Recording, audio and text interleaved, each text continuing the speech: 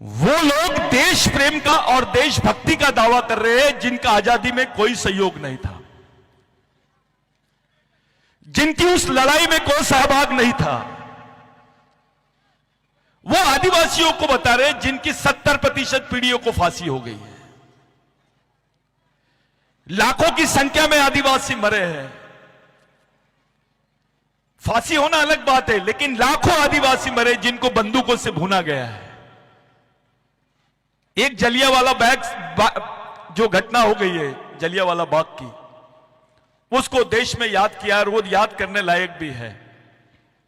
लेकिन ऐसे कई जलियांवाला बाग आदिवासी क्षेत्रों में हुए हैं, ऐसे कांड आदिवासी क्षेत्रों में हुए हैं। कई आदिवासी मारे गए, उनके रिकॉर्ड भी नहीं है। भगवान टंटा भील का रिकॉर्ड ढूंढने के लिए कितनी तकलीफ गई है।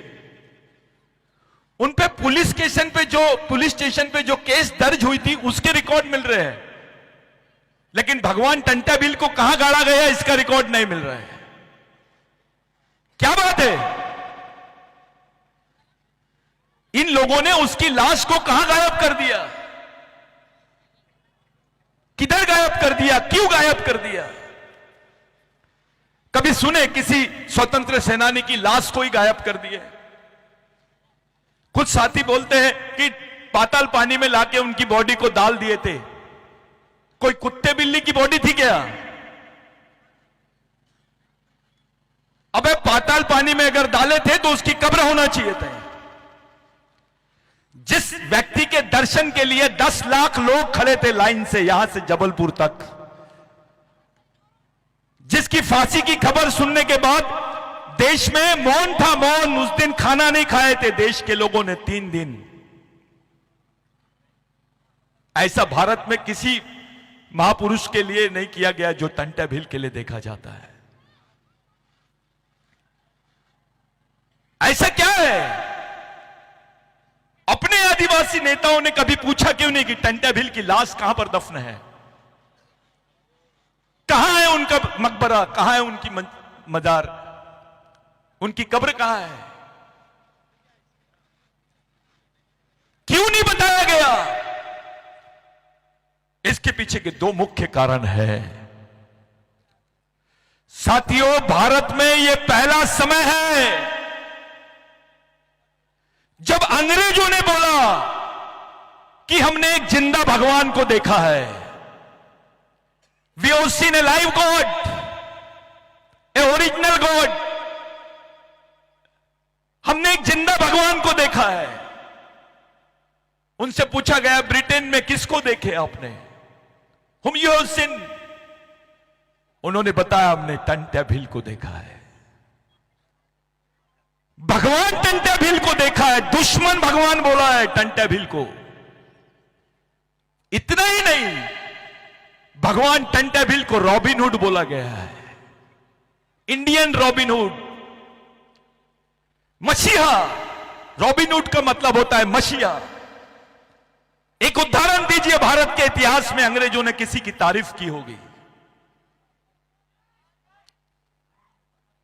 लिविंग गॉड, जिंदा भगवान, रॉबिन हुड, मसीहा, ऐसे शब्दों से अंग्रेजों ने नवाजा है उस टंटा भील को जिसने अंग्रेजों को मारा है। उनके लिए वो दुश्मन है, लेकिन उन्होंने इतनी बड़ी पदवी दी। यही न्यूज उस वक्त ब्रिटिश इंडिया में छपा हुआ था आर्टिकल। यही न्यूज को देखा था भगवान बिरसा मुंडा ने 16 साल की उम्र में। भगवान बिरसा मुंडा अंग्रेजी जानते थे क्योंकि वो अंग्रेजी माध्यम में पढ़ाई किए थे। उन्हें उस आर्टिकल को पढ़ा और देखा कि Indian Robin Hood is no more, he is hanging old. उनको फांसी दी गई है। अब भारत का जो मसीहा है वो नहीं रहा,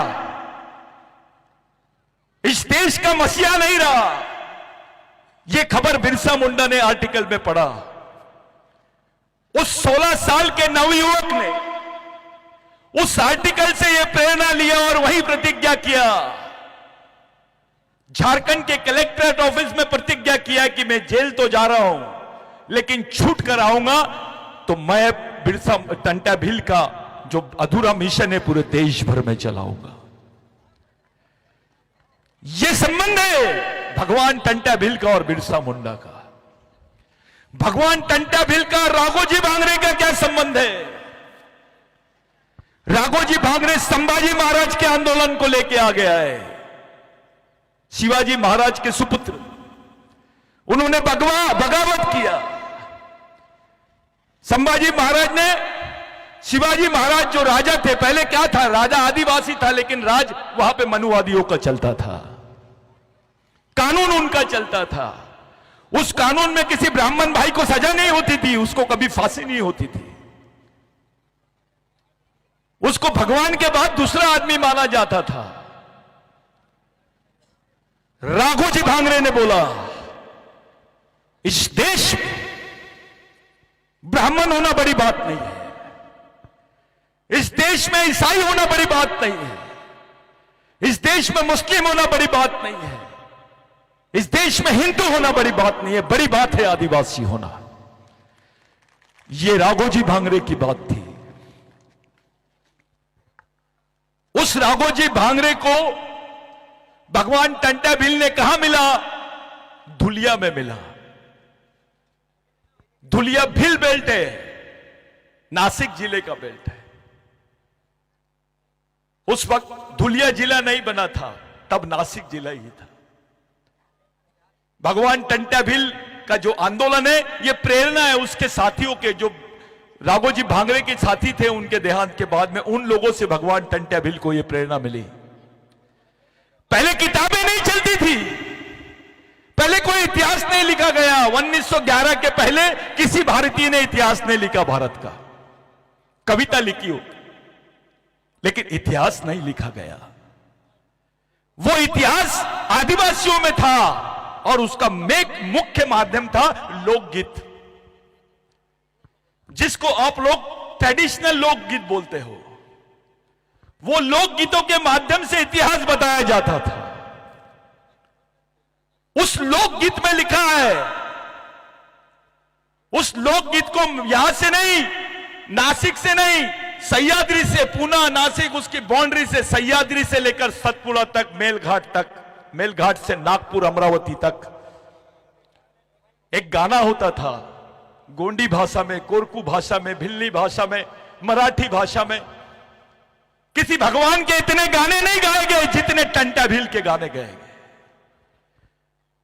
उस गानों के बदौलत, जिसमें लिखा था कि संक्रांत के 12वें दिन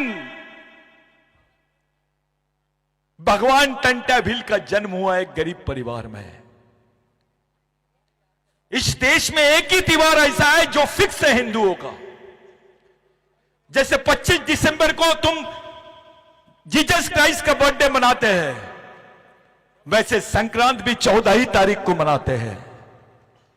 यह बदला नहीं है, यह इस देश का सबसे बड़ा इतिहास है। संक्रांत केवल मध्य प्रदेश में नहीं मनाते हैं, साउथ में तो बहुत ज्यादा मनाता है आदिवासी। संक्रांत का समय आदिवासियों के लिए बहुत महत्वपूर्ण माना जाता है, क्योंकि उस वक्त ये जो बीज होते हैं, फसल जो होती है वो पूरी आ जाती है। और उस लोकगीत में लिखा हुआ था, एक बीज को 12 दिन लगते हैं अंकुरित होने के लिए। खेती में 12 दिन बाद वो बीज अंकुरित होने लग जाता है, वैसे संक्रांत के 12 दिन बाद वो बीज आदिवासियों में अंकुरित हुआ। उसका नाम है भगवान टंटा भील। ये जो लोग बोल रहे हैं, इनको पूछो, आदिवासियों के लोकगीतों से ज्यादा इस देश के इतिहास की पुस्तक है क्या? है? अरे पहले तो हमने आपसे पूछा कि आपके पास भगवान टंटा भील का जन्म कोई रिकॉर्ड है क्या? आपके पास नहीं है। फिर आपको पूछा, भैया उसके मरने की कोई निशानी है क्या? नहीं है। हमारे बुजुर्ग बताते हैं कि टंटा भील को तो रानी विक्टोरिया साथ में लेके चली गई थी यहां से, एलिजाबेथ, क्योंकि उनको समझ में नहीं आता था कि टंटा भील गायब कैसे होता है। दामेगोंड नाम का एक व्यक्ति था, टंट्या भील का पूरा कारोबार संभालता था। रेंगा कुरकू, भगवान रेंगा कुरकू और दामेगोंड, ये एक ऐसी पर्सनालिटी थी, इनको 12 भाषाएं आती थी, 12 भाषाएं। साथियों, आप मराठी बोल सकते हो क्योंकि आदमी की भाषा है, अंग्रेजी बोल सकते हो, आदमी बोलता है, बिल्ली भाषा बोल सकते हो, आदमी बोलता है, गोंडी बोल सकते हो, कोरकू बोल सकते हो, लेकिन पशु और प्राणियों की भाषा भी बोली जाती थी आदिवासियों में। वर्ल्ड में यह कहीं रिकॉर्ड नहीं है। भगवान रेंगा कोरकू को जानवरों की भाषा आती थी, दामेगोंड को जानवर की भाषा आती थी, पशुओं की, पक्षियों की भाषा आती थी। मामूली चीज नहीं है। ऐसी यहां की खबर 4 घंटे में मेलघाट के नागपुर में नहीं पहुंचती थी। तब कोई फोन नहीं था, कोई विमान नहीं था, एरोप्लेन नहीं था। इसको नेटवर्किंग बोलते हैं। तो राघोजी भांगरे के आंदोलन से प्रेरणा लेकर टंट्या भील ने यहां आंदोलन चलाया। टंट्या भील के आंदोलन से प्रेरणा लेकर रेंगा कोरकू ने चलाया। रेंगा कोरकू और टंट्या भील की प्रेरणा लेकर बाबूराव शर्मा के ने आंदोलन चलाया। इनकी प्रेरणा लेकर बिरसा मुंडा ने आंदोलन चलाया और उनकी प्रेरणा लेकर अपन लोग चला रहे हैं आंदोलन। ये वही आंदोलन है जिसको आप लोग चला रहे हैं। ये मेरा नहीं है, ये किसी सतीश पेन्नाम का नहीं है। ये आंदोलन हमारे पुरखों का है, पूर्वजों का, हमारे भगवानों का है। कुछ लोग व्हाट्सएप पे कमेंट्स कर रहे थे कि सतीश भाऊ ने भगवान कैसे बोल दिया टंट्या भील को। 2 किस्म के भगवान होते हैं जिसको आपने देखे ही नहीं। एक ऐसा भगवान और जिसको आपने देखे कि उसने आपको जमीन दिया, अपना जीवन दे दिया, आपके लिए मर गया हंसी से। जब फांसी की सजा भगवान टंट्या भील को दी गई तो उनसे पूछा गया कि कल तेरे को फांसी होने वाली है। सब लोग बाहर भीड़ लगाए हुए हैं। अपने परिवार वालों से मिलना चाहता है क्या? अपने परिवार वालों से मिलना चाहता है क्या? तो भगवान टंट्या भील ने बोला, मैंने 17 साल से अपने परिवार की लोगों की शक्ल नहीं देखी। 22 साल से मैंने अपने पिताजी, अपनी बहन को नहीं देखा। मैं उनको पहचान भी नहीं सकता हूं और मिलना भी नहीं चाहता हूं। मैंने पूरा जीवन जिन लोगों के लिए दिया है वो मेरा समाज है, मैं उसी को अपना भगवान मानता हूं। ये ताली बजाने वाली बात नहीं है। शंकराचार्य ने बोला क्या कि मैं आदिवासियों को भगवान मानता हूं। रामदेव बाबा बोलता है, कोई नहीं बोलता है। लेकिन एक भगवान ने तुमको भगवान माना है।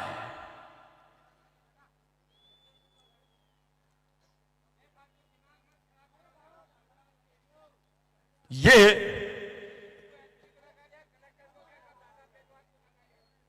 देखिए कि ये जो बात है, एक भगवान समाज को भगवान बोलता है।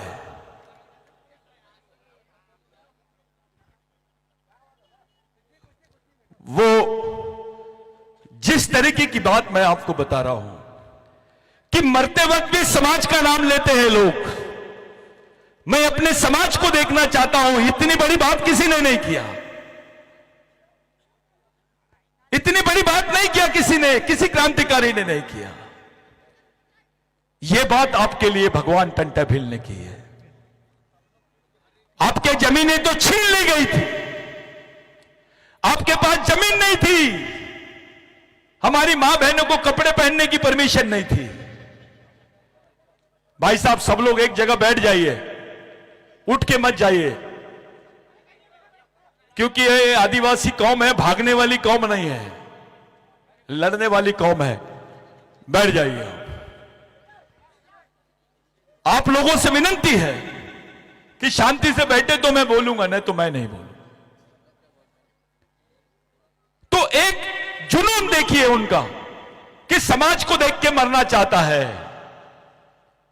भाई, मैं मरते वक्त मेरे समाज को देखना चाहता हूं। कौन आदमी बोला है ऐसा, बताइए? कौन आदमी बात करता है? इतनी वफादारी समाज के प्रति। एक तरफ टंटा भील को देखिए और दूसरी तरफ अपने नेताओं को देखिए। टंटा भील की वफादारी देखिए कि वो मरते वक्त समाज को देखना चाहता है। ये तो जीते जी समाज को नहीं देखना चाहते हैं। जीते जी समाज से दूर जा रहा है पढ़ा लिखा आदमी, ऑफिसर। उसको वो कार्यक्रमों में इंटरेस्ट है जिसमें उसका सत्कार होता है, जिसमें उसको सम्मान मिलता है। ऐसे कार्यक्रमों में अधिकारी कर्मचारी आपको ज्यादा मिलेंगे। लेकिन जिस कार्यक्रम में समाज की नींव डाली जाती है, समाज का फाउंडेशन डाला जाता है, उस कार्यक्रम में ये लोग नहीं दिखाई देते। साथियों, अगर वो सामाजिक जुनून नहीं होता तो मेरा दावा है भारत में भील आदिवासी नहीं होते। ये गलत बात है। अरे तुमको तो गुनाहगार जमात बोला जाता था, गोंड को गुनाहगार जमात बोला जाता था, कोरकू को बोला जाता था, भील वंश के सभी लोगों को भील गुनाहगार बोला जाता था। आपको गवर्नमेंट सर्विसेज नहीं मिलती थी, आपको चोर समझा जाता था, डकैत समझा जाता था। आपको बोला जाता था कि भैया ये लोगों को नौकरियां नहीं मिलती थी। तब होलकर स्वराज्य में यानी वो होलकर राज्य में भी आपको नौकरी नहीं मिलती थी और अंग्रेजी हुकूमत में भी आपको नौकरी नहीं मिलती थी। कोरकू भगवान रेंगा कोरकू ने बोला, टंटा भगवान को बोला कि भगवान ऐसे से तो आदिवासियों को ये लोग नौकरी भी नहीं देंगे, रोजगार भी नहीं मिलेगा, ये जिंदा कैसे रहेंगे। देखिए कलेजा, भगवान टंटा भील ने अंग्रेजों को बोला, जाओ उनको ये पत्र दे दो कि अगर आप टंटा भील को पकड़ना चाहते हो तो आदिवासियों को पुलिस में भर्ती कर डालो। 400 पुलिस भर्ती हुई, 400 लोगों की, 400 आदिवासियों की। उसमें कोरकू था, उसमें भील था, बिलाला था, बारेला था, सरदार था। उस वक्त जिसको हेरिडिटरी एक्ट बोलते, वंशज, अपने लोग, अपना बच्चा पेट में पैदा रहता था, पेट में ही रहता था तो उसको गुनाहगार बोल दिया जाता था। पेट से गुनाहगार पैदा होता था आदिवासी। तुमको इस देश में नौकरियां नहीं मिलती, तुमको गुनाहगार बोल के जिंदा रखा जाता था। एक क्रिमिनल ट्राइबल यानी आदिवासियों को मार दो तो सजा नहीं होती थी। तुम्हारी मां बहनों को सरेआम मारा जाता था, उनका बलात्कार किया जाता था, उनकी अवहेलना की जाती थी, नंगा घुमाया जाता था। यह सच्चाई थी। चाहे महाराष्ट्र से लेकर मध्य प्रदेश से लेकर इधर पूरा जितना सतपुड़ा पहाड़ है, सह्याद्री सतपुड़ा क्षेत्र, आज जो गर्व से बोल रहे हैं ना, मैं आदिवासी हूं, ये मेरी बीबी है, मेरा बच्चा है, ये मेरा घर है। मेरे भाई, दिल से पूछ, दिल पे हाथ रख के पूछ, कौन से भगवान ने तेरे को जमीन दिया है, कौन से भगवान ने तेरे को जिंदा रखा है। टंटा भील नहीं होता तो भारत में भील नहीं होता। उस कानून के वजह से आज तुमको भगवान टंटा भील को पकड़ने के लिए खुद ने बोला कि मेरे समाज के लोगों को नौकरियां दो। अगर वो भर्ती नहीं होती तो आज तुम लोग टीचर नहीं बनते, डॉक्टर नहीं बनते, इंजीनियर नहीं बनते, वकील नहीं बनते, बाबू नहीं बनते, पढ़ नहीं सकते, तुम्हारी मां बहनों के बदन पे कपड़े नहीं होते।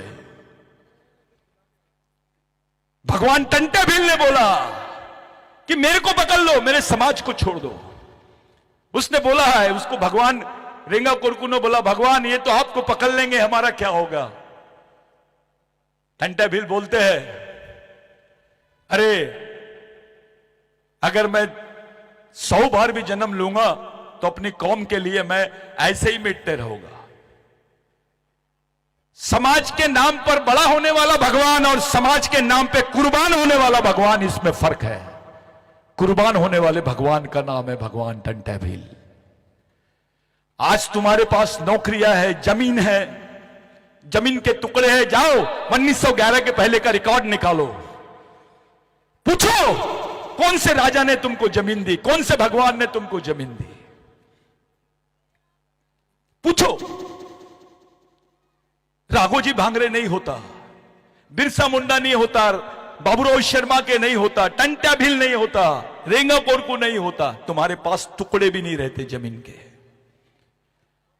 तुम्हारी जमीन तो छीन लिए थे। भारत की 70 से 75% जमीन आदिवासियों की थी, आज उसकी केवल 12-18% जमीन बची है। मध्य प्रदेश का आदिवासी दूसरे राज्य में जाता है मजदूरी करने के लिए। मध्य प्रदेश में हर एक घर के बाद एक मजदूर मिलता है, वो आदिवासी होता है। सबसे गरीब लोग आदिवासी, सबसे मजबूर लोग आदिवासी। अरे जो बच्ची, जो मां रहती है, हमारी बहन रहती है, उसके पेट में बच्चा भी रहता है तो वो गड्ढा खोदते रहती है, क्योंकि उसके पेट का सवाल रहता है। जिसको बिस्तर पे आराम करना चाहिए वो 8 महीने तक के अपने बच्चे के लिए गड्ढा खोदती है, तब भी शर्म नहीं आती हमारे नेताओं को, हमारे लोगों को, हमारे चाहने वालों को। सरकार से अपेक्षा मत करो, क्योंकि इनकी नीयत आदिवासियों के बारे में साफ नहीं है। लेकिन अपने समाज के अधिकारी, कर्मचारी, नेताओं से तो अपेक्षा कर सकते हैं ना, क्योंकि उसमें खून है अपना। कोई भी पार्टी में रहे, वो बजरंग दल में काम करे, आरएसएस में काम करे, बीजेपी में काम करे, कांग्रेस में काम करे या और कहीं काम करे, लेकिन हमको विश्वास उस पे नहीं, हमारे खून पे है कि जिस दिन उसके खून उसका जाग जाएगा, उस दिन वो समाज के बारे में जरूर सोचेगा, क्योंकि आदिवासी का खून गद्दार नहीं है। अभी भी उम्मीद है कि समाज का आदमी समझेगा कि यह लड़ाई किस लिए लड़ी जा रही है। ये किसी धर्म के खिलाफ में या किसी लोगों के खिलाफ में नहीं है, समाज के हक में है। क्या गुनाह है आदिवासियों का? मध्य प्रदेश में 35% से ज्यादा आदिवासी है। किसी समय 60% आदिवासी होते थे, आज मध्य प्रदेश में 35% हो गए, यानी 25% गायब हो गए। और गायब नहीं हुए, वो रोजी रोटी के लिए, अपना पेट पालने के लिए दूसरे राज्य में रह रहे हैं। 10 एकड़ जमीन है तो भी भीख मांग रहा है वो। 10 एकड़ जमीन है फिर भी दूसरे राज्यों में जाके रहा है वो। ये उस लड़ाई का हिस्सा है। भगवान टंटा भील के समय में जो काम हुआ है मेरे भाइयों, उसी का नतीजा है आज हम समाज देखते हैं। और इस समाज ने इतनी गद्दारी कर दिया कि 180 साल बाद भी पता नहीं लगा पाया कि टंटा भील का परिवार कहां है, टंटा भील की मजार कहां है, टंटा भील का इतिहास क्या है, टंटा भील की विचारधारा क्या थी, कौन है रेंगा कोरकू। ये केवल कोरकू की ड्यूटी नहीं थी, ये भीलों की भी ड्यूटी थी, क्योंकि ये समाज के लोग थे, किसी एक जात के लोग नहीं थे। अगर ये एक जात के होते तो बिरसा मुंडा टंटा भील से प्रेरणा नहीं लेता, टंटा भील राघोजी भांगरे से प्रेरणा नहीं लेता, बाबूराव शर्मा के इनसे प्रेरणा नहीं लेता। ये समझना पड़ेगा। ये जो आंदोलन है, आपकी आने वाली जनरेशन को बचाने का आंदोलन है। इस मीटिंग का महत्व बता रहा हूं मैं अभी, कि इन्होंने बोला है भील वंश के लोग, जिनकी भाषा में ज्यादा शब्द जो आते हैं वो संस्कृत के आते हैं, और ये आदिवासी नहीं है। अबे आप आदिवासी हो करके आज तुम्हारे पास नौकरी है, तुमको पढ़ने दिया जा रहा है, बदन पे कपड़े हैं, जमीन है। जिस दिन तुम आदिवासी नहीं रहोगे उस दिन सोचो तुम्हारा क्या होगा। तुमको तो खत्म ही करने का प्लानिंग कर लिया गया है।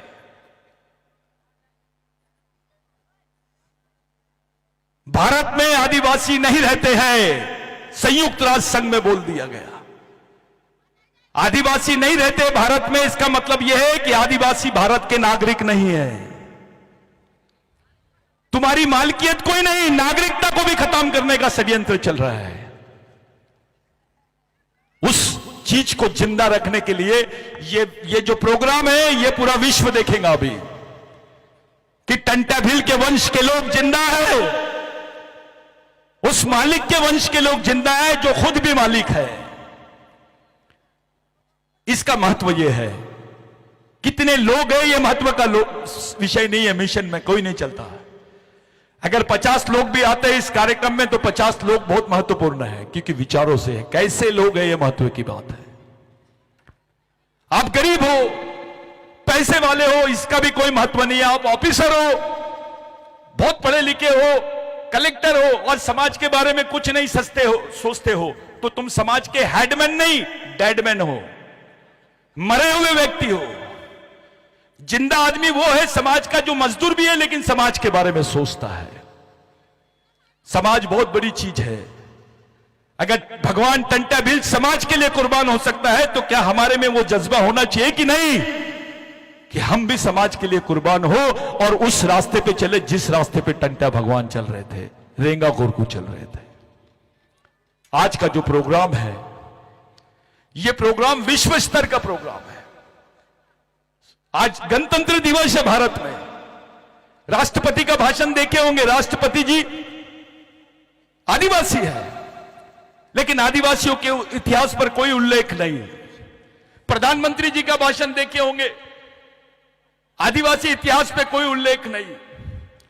अरे इस देश के राष्ट्रपति को नहीं मालूम, इस देश के प्रधानमंत्री को नहीं मालूम कि 26 जनवरी को भगवान टंटा भील का जन्म हुआ था। ये जानबूझ के उनकी फोटो नहीं लगाना चाहते हैं, उस स्वतंत्र सेनानी का दर्जा नहीं देते हैं हमारे लोगों को।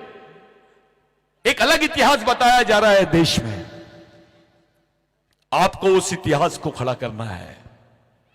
ये नई जनरेशन है, ये हमारी आखिरी जनरेशन द्वारा, आखिरी पीढ़ी द्वारा आखिरी पीढ़ी को बचाने के लिए लड़ी जाने वाली आखिरी लड़ाई है। इसको हर हाल में जीतना पड़ेगा, तब समाज जिंदा रहेगा, नहीं तो खत्म हो जाओगे तुम। नाचने से, गमछे लगाने से, बेल्ट लगाने से, मैं अध्यक्ष हूं, मैं सचिव हूं, मैं फलाना राज्य का अध्यक्ष हूं, भाई तेरे को इंटरनेशनल अध्यक्ष बनाते हैं, क्या कर लेगा? क्योंकि यहां तो पूरा गेम विचारों का है। इन विचारों को लेके तुम जिंदा रह सकते हो, इन्हीं विचारों से तुम लड़ सकते हो, इन्हीं विचारों से तुम बच सकते हो। हम चाहते हैं कि देश का प्रधानमंत्री 26 जनवरी में लाल किले से जब झंडा उठाए, फहराए, तो उसके सामने आदर्श होना चाहिए भगवान टंटा भील। वहां पे उनका जिक्र होना चाहिए, उनका पुतला वहां होना चाहिए। हम चाहते हैं राष्ट्रपति भी बात करे तो आदिवासियों का उल्लेख होना चाहिए। और जो संयुक्त राष्ट्र संघ में 1993 में भारत सरकार का हलफनामा गया, जिसमें लिखा गया कि आदिवासी भारत में नहीं रहते हैं, उसके खिलाफ में जजमेंट दिया है 2011 में। हमारी जो नंदाबाई है, ये मैं इनको देखा नहीं रहता, इस केस को सुप्रीम कोर्ट में ले जाने के लिए मैं यहीं से बोल रहा हूं, एमएलए लोगों को तक मैंने रूम में बंद किया हूं, महाराष्ट्र की विधानसभा में झगड़ा लड़ा हूं। बिरसा ब्रिगेड का जो भूमिका है इसमें बहुत बड़ी थी।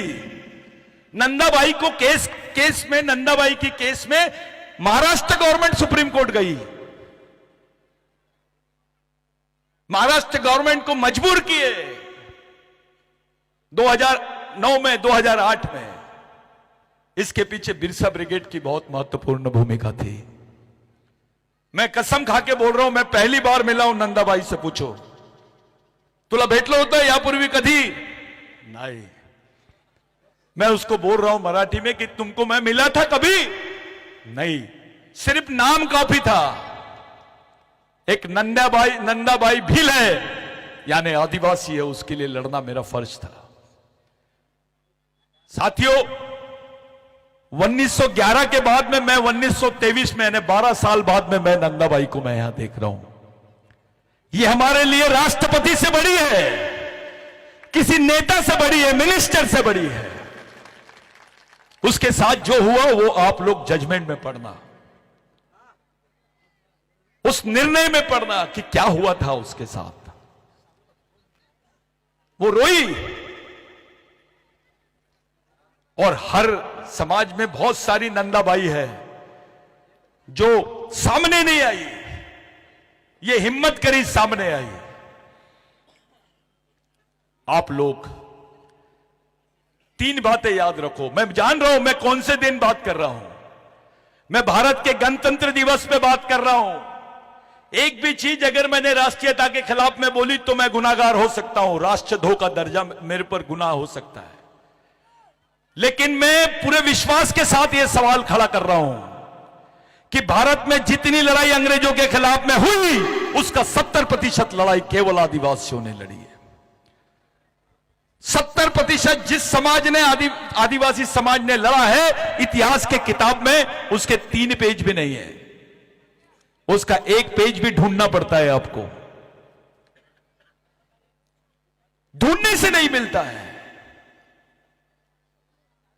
इस लड़ाई को, इस आंदोलन को, इस मिशन को आप कौन से भी संगठन में रहे, लोग बोलते जयस का हूं, वो ये सब बिरसा ब्रिगेड के ही है, जयस कोई और नहीं, बिरसा ब्रिगेड जयस का है, क्योंकि ये अलग अलग संगठन के माध्यम से अपने समाज में काम होना चाहिए, ऐसी हमारी सोच है। मध्य प्रदेश में आधे से ज्यादा लोगों को चुनाव का बुखार आया हुआ है। इनको समाज का बुखार पहले नहीं चढ़ता, लेकिन चुनाव का बुखार बहुत जल्दी चढ़ जाता है। जैसे वो बीमारी आई थी ना कोविड, वैसे इलेक्शन की बीमारी आती है।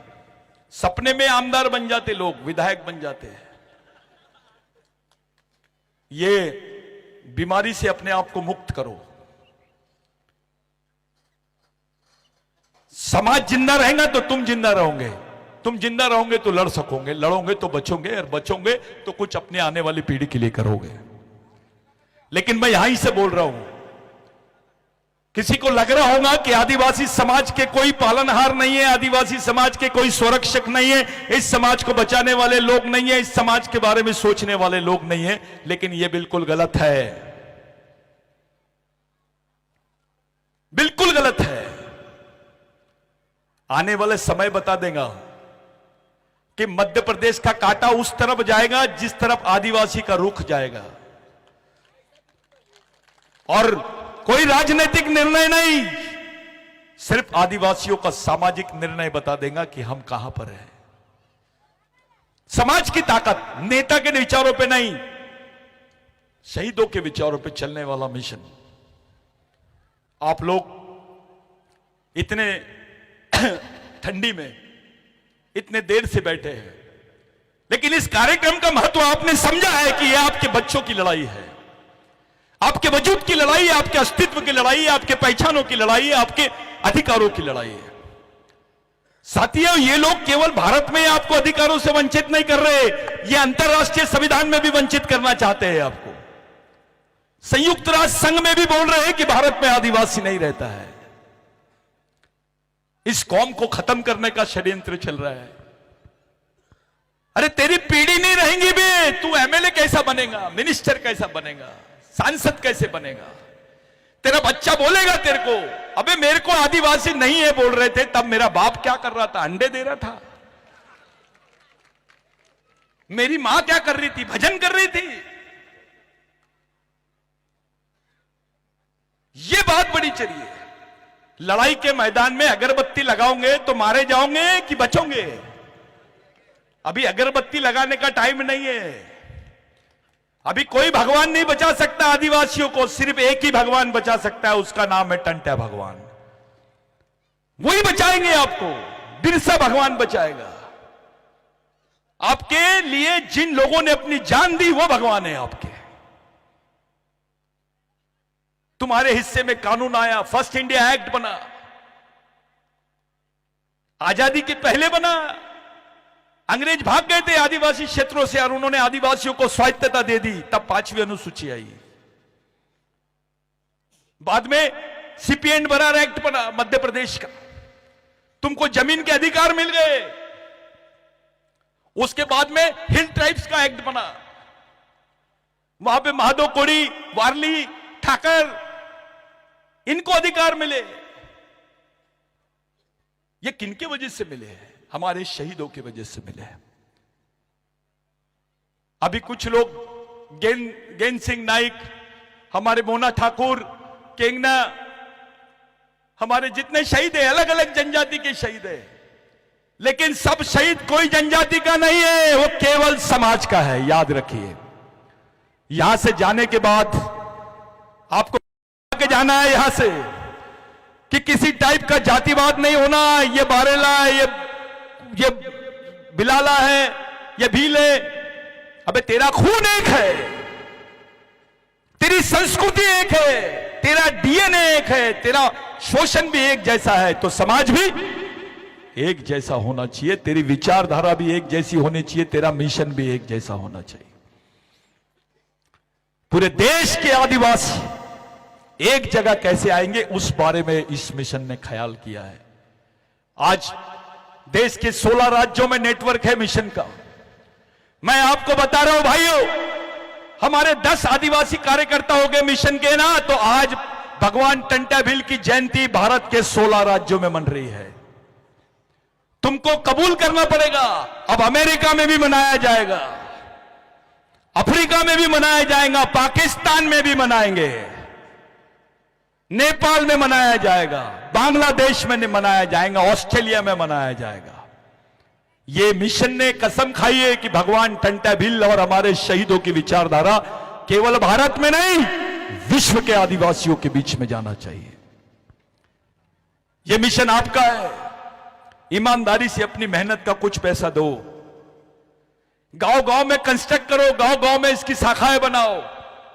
आप कोई भी सेना में रहो, कोई भी संगठन में रहो, लेकिन सामाजिक मिशन में रहो। बेटा 2 मिनट बैठ जाओ, सिर्फ बैठ जाओ, बाद में मैं ही तुमको इलेक्शन में खड़ा करूंगा, बैठ जाओ। तो ये जो बात है, इन बातों को ध्यान में रखकर हम सब लोग यहां पर आए हैं। इधर पूरे लोग बैठे, सीनियर लोग बैठे आपके बीच में, समाज के बहुत प्रतिष्ठित लोग बैठे हैं, कोई अलग बैठे हैं, कुछ ये बैठे हैं, बेचारे वो उनकी मजबूरी है आपके बीच में नहीं आ रहे, लेकिन मैं यहीं से उनको सैल्यूट देता हूं कि उनका योगदान समाज में महत्वपूर्ण है, जो पीछे रहकर पर्दे के आड़ में रहकर मिशन को चलाने की बात करते हैं। सब लोग पूजनीय है। मिशन ऐसे ही लोगों को गॉड बोलता है, G for guardian, O for owner, D for driver.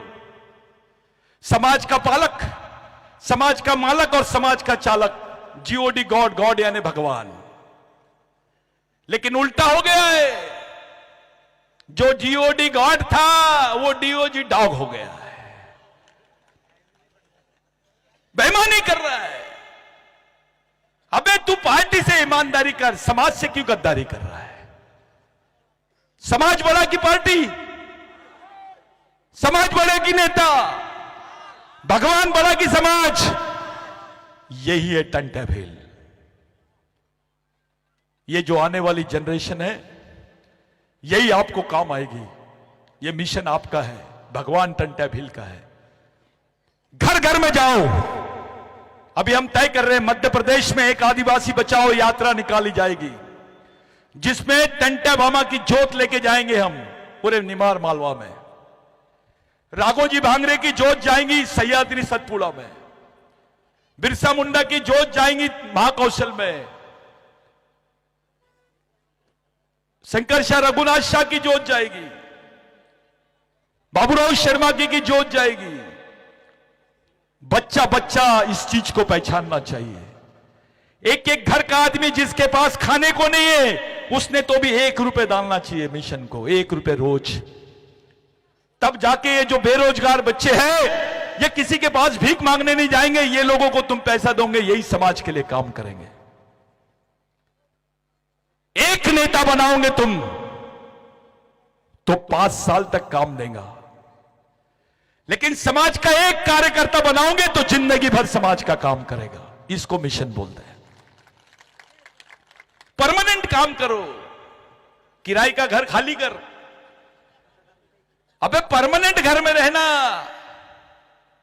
समाज का खाया ना तो समाज का गा भी। आज के दिन समय हो रहा है, काफी बोलना चाह रहा था मैं, लेकिन जितने लोग हैं, नंदा ताई है, हमारे दादा खड़े हो जाओ, मैं इन लोगों को देखता हूं। ये लोग बड़े हैं, ये बहुत बड़े लोग हैं, इनका तालियां बजाओ। ये उम्र में समाज के लिए काम कर, मैं इनको देख के शर्म आती है मेरे को। इतना दौड़ धूप करते ये लोग समाज के लिए। यहां बहुत सारे लोग हैं ऐसे। आप लोग सब लोग मेरे लिए पूजनीय है। हमारी बच्चियां, बालाघाट से एक बच्ची आई है, देखो उसको, देखो खड़े करता हूं मैं। खड़े हो जाओ बेटा। एक सैनिक की भांति आई है, ये है बिरसा ब्रिगेड। देखो उधर दिखाओ अपना मुंह। कहां से आई? जहां पे पुलिस नहीं घुसती, और नेता तो घुसता भी नहीं और देखता भी नहीं, वहां से टंटा भील के लिए आई है। ओमकार दादा गया है, खड़े हो जाए थोड़ा 2 मिनट, वहां रंजित भी होगा, पिक्चर का रंजित नहीं, मिशन का रंजित। कहां पर है वो? बुलाइए। हाँ, इधर आओ ओमकार। ये लड़कियों को मैं देखा, ये मिशन के काम पहले जैसे मजदूर काम करते वैसे ही काम करते थे। उनको दिखाओ सूरत, नहीं तो पहचानना नहीं चाहिए। नेता को पहचान लेंगे वो, तुम लोग पहचानना चाहिए। Very good. ऐसे बहुत सारे लोग हैं हमारे बीच में, ऐसे लोग हैं जिनका मैं नाम नहीं लूंगा, वो जरूरी नहीं है इनका नाम लेना। ये लोग हंस रहे हैं, लेकिन मैं तो इनको नेता भी बनने नहीं दूंगा और शादी भी नहीं करने दूंगा, और जो कर लिए बच गए, लेकिन उनकी शादी टूट भी सकती है अगर वो ऐसा करें तो, क्योंकि उनकी मिसेस को समझा देंगे हम। तो मैं आप लोगों से, सब लोगों से विनती करता हूं, डेली कलेक्शन, गांव गांव में शाखा, भगवान की गाथा बैठनी चाहिए, टंटा भील की और रेगा कोरकू की। ये कोरकू है, ये भील है, ये बीमारी कोई लाएगा नहीं, ये गद्दारी गांडूगिरी कोई नहीं करेगा, जातिवाद कोई नहीं करेगा। पूरे समाज को एक सूत्र में बांधने के लिए तैयार हो जाओ। मैं जितने भी आयोजक करता है, हमारे ठाकुर दादा वगैरह, सबको यहां बुलाना चाहता हूं। आप सब लोग 2 मिनट के लिए अपने अपनी जगह पे खड़े हो जाएंगे। उधर खाने का बंदोबस्त है, आपके पास जाने का बंदोबस्त है, लेकिन मेरे पास आने का ही बंदोबस्त है, जाने का कोई बंदोबस्त नहीं है। तो जितने लोग हैं, आइए दादा, आइए। जो लोगों ने बहुत दिन रात मेहनत किए, मैं उनको स्टेज पे बुलाना चाहता हूं। हाँ, वो आभार प्रदर्शन तो कर ही रहे हैं अपन।